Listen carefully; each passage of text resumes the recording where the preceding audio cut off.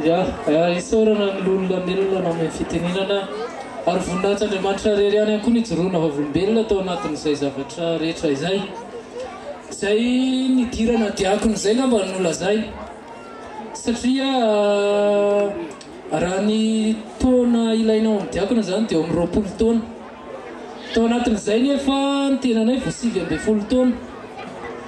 Dia hozy izy zareo aloha miditra diakona.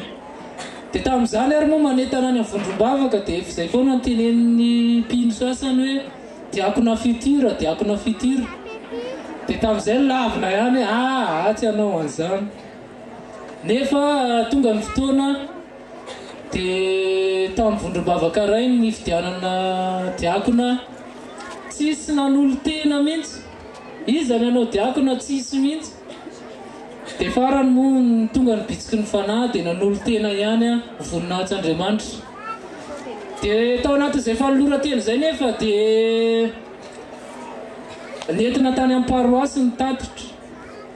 Rehefa tonga tany dia hoe tsy ampy taona izy tsy mety ho raisina diakona. Dia teny moa dia hoe aloha raha maso ary aloha ny zavatra ataony. Dia narahana maso na ny fihetsika andavanandro ary zany dia narahana maso.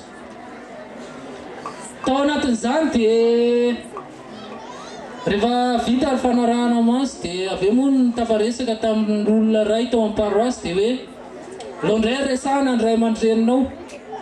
Resahana indray ny ray aman-dreniny tena izay filoha-hevitry ny fiangonana teo. Dia hoe mety amin'ilay izy dia hoe dia tsy nipetsaka tamin'izay ihany zareo fa mbola nanadiady diakona iray tato amin'ny fiangonana. Dia izany hoe nitetezina mihitsy izany ilay olona mahafatapatatra. Dia mety izany dia avy eo moa ny resaka tamiko dia hoe azo atao diakona izany ianao dia miomana izany ianao amin'ny fiofanana dia voninahitra ao an'Andriamanitra irery ihany fa voaray diakona ihany izany ny tenako tao anatin'izay. Dia ny zavatra ijoroako vavolombelona ihany koa tamin'ny fiangonana voalohany tao tery, amin'ny voalohan'ny tery dia tsisy mpanentana mihitsy.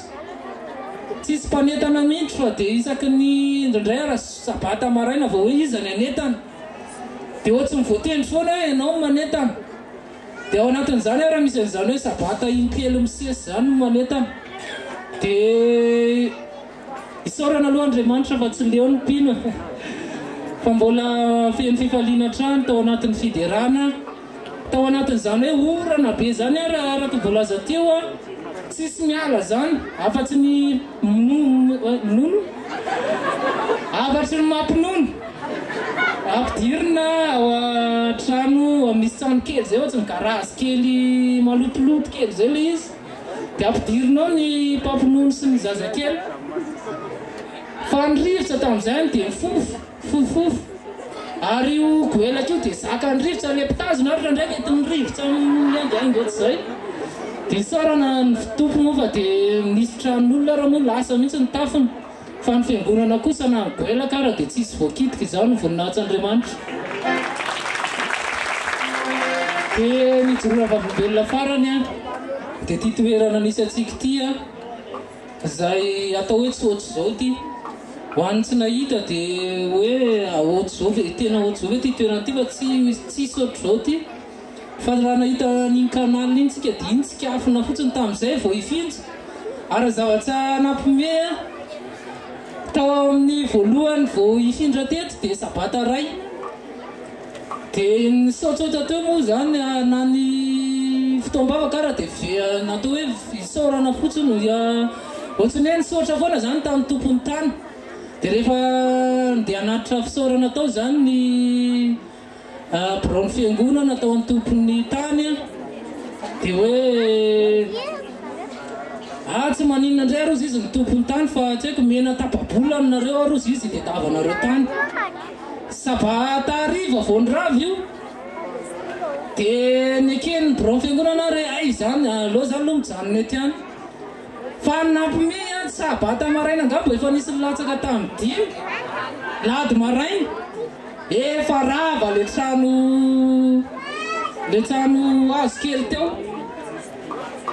dia efa voataona taty daholo ilay hazo dia gaga amin'ny présidente amin'izay hoay efa rava sahady nefa hoe mbola nahazo tapabolana nefa izay ny fandaran'Andriamanitra dia voninahitra an'Andriamanitra fa dia zao zao hitantsika izao ny zava-misy eto amin'ny fiangonana no Somavelona voninahitra ao an'Andriamanitra rery ihany.